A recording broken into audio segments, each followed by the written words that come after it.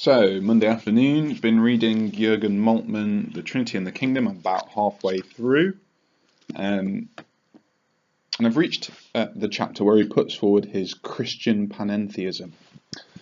Now, I've noticed a couple of problems as I've been working through Moltmann's book.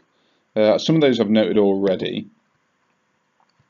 But what I wanted to kind of point out with this update is the way in which he talks of, well, Christian panentheism for a start.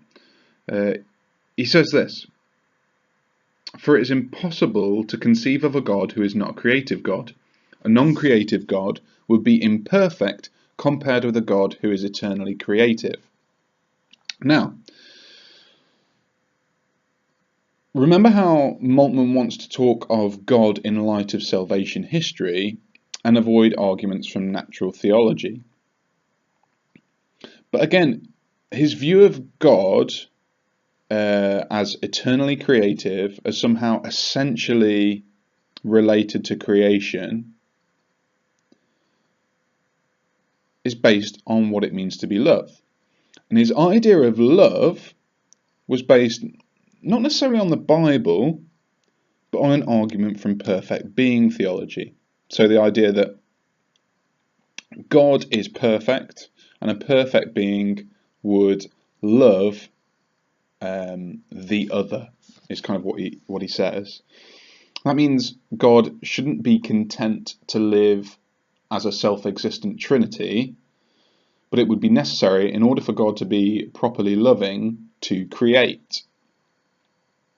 So Moltmann seems to be pushing the argument of Richard of St. Victor even further by saying that love entails the necessity of creation, not stopping at the existence of three persons.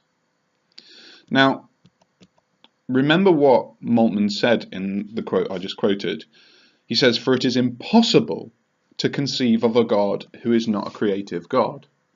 Now, I've noticed that consistently Moltmann kind of oversteps the mark as he uses his rhetoric.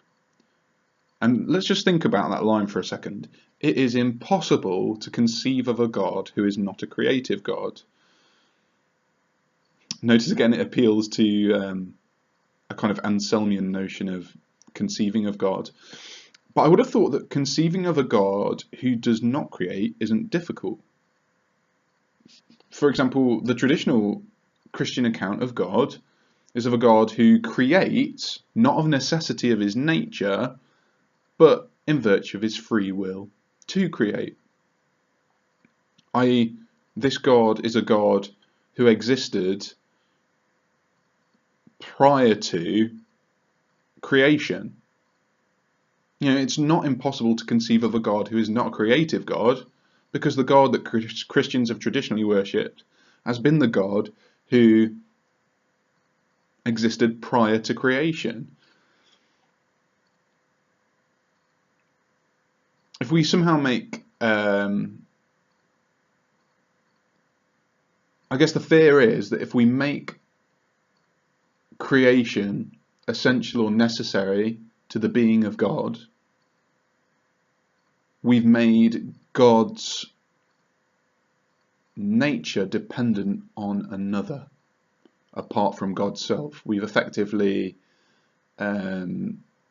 destroyed God's aseity.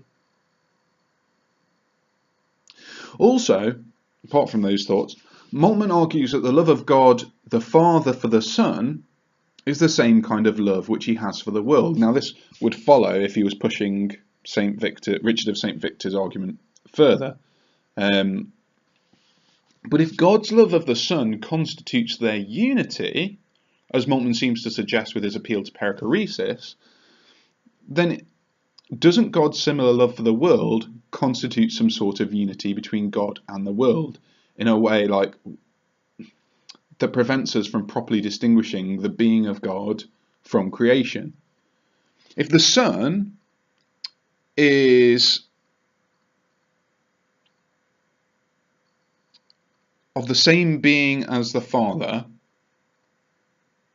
in virtue of perichoresis, why shouldn't we say that the creation is one with the Father in the same sense. Again, the worry is that, or it seems like it's effectively provided us with a reductio ad absurdum for Moltmann's argument in saying that God is in some sense identical to the creation, or the creation is essential to God, because it clearly isn't. Creation's contingent, whereas God is necessary. In any case, it seems highly dubious, so I'm reluctant to entertain that.